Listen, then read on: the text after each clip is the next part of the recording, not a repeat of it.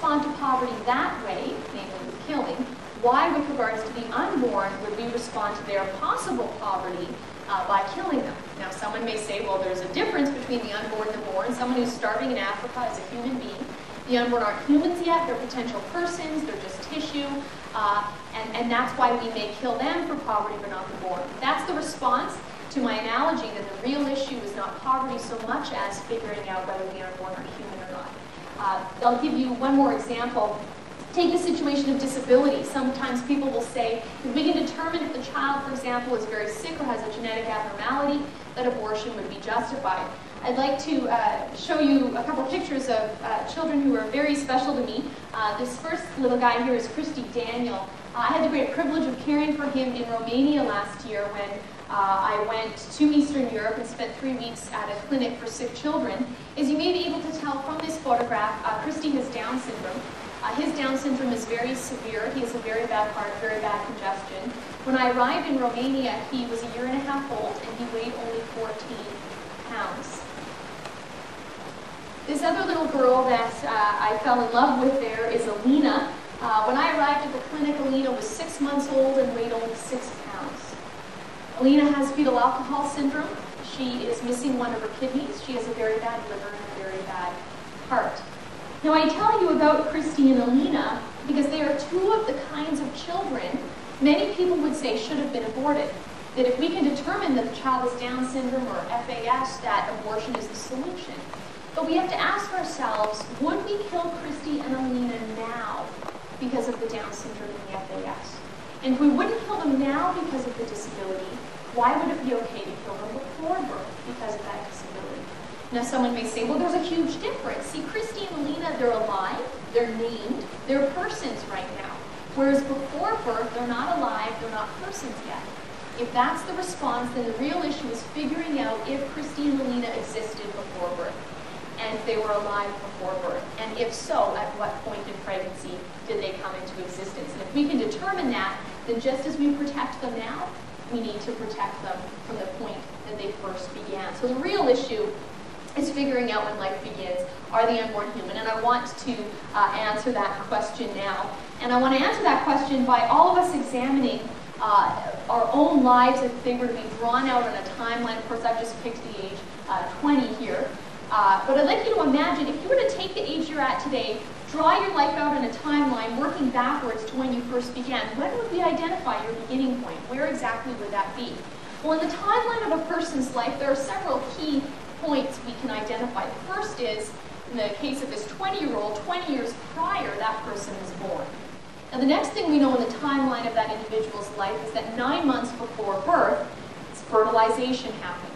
And there are several things scientifically we know about the process of fertilization. The first is that a being's DNA is established at fertilization. Whether this 20-year-old is male or female, what that person's hair or eye color are, any of the genetic information about that 20-year-old was determined not at 18, not at birth, not 2 months before birth, but rather was determined at fertilization. The next thing we know scientifically about fertilization is that the being that exists is living. We know that because of the basic scientific principle that says living things come from other living things. Now, someone may say, well, wait a minute, if that's true, and what's called the zygote, the being at fertilization, if they're alive, then that must mean sperm and egg are alive. So are you saying sperm and egg are equal to the zygote? Well, this next point then is very important, and that is at fertilization, we know we're dealing with a whole being. You see, sperm and egg by themselves are parts of a being. In the same way my hand or my foot are parts of me.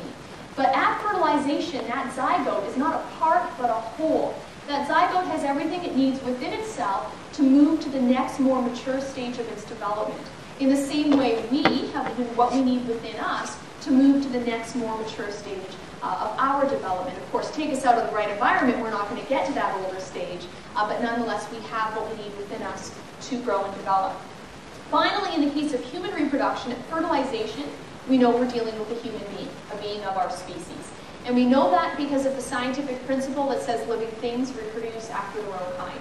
So dogs produce dogs, cats produce cats, and humans produce humans. So we know at fertilization, scientifically, we're dealing with a being whose genetic identity is established, a being who is living, a whole being, not simply a part, And finally, in the case of human reproduction, we know we're dealing with a human being. Now, if that's the case, why the debate?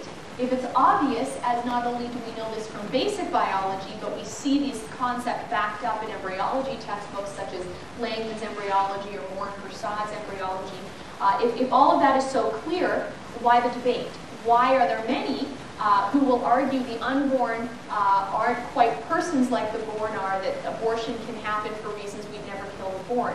And in my experience, the abortion debate centers not so much on whether the unborn are human, but whether they are, and the word I just used is persons. Sometimes people divorce the concept of human from person, separate them, treat them as two separate things instead of the same thing.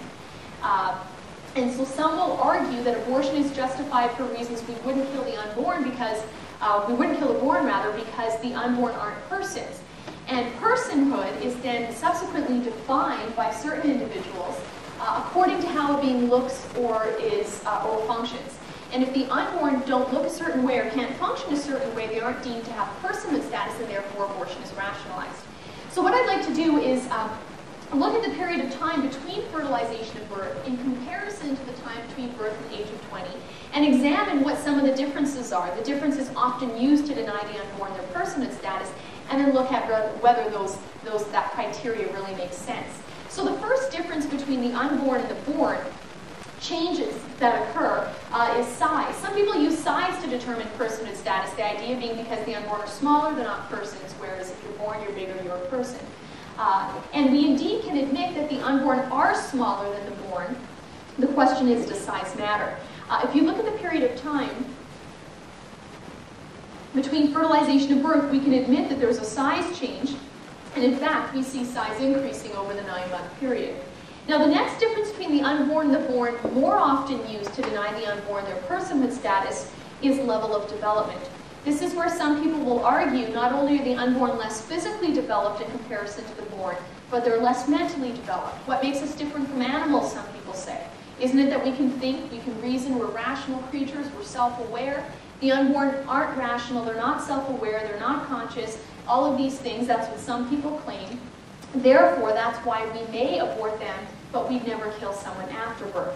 So level of development is used to deny them their personhood status. Of course, much like size, however, if you look at the time between fertilization and birth, we see level of development also increasing over that 9-month period.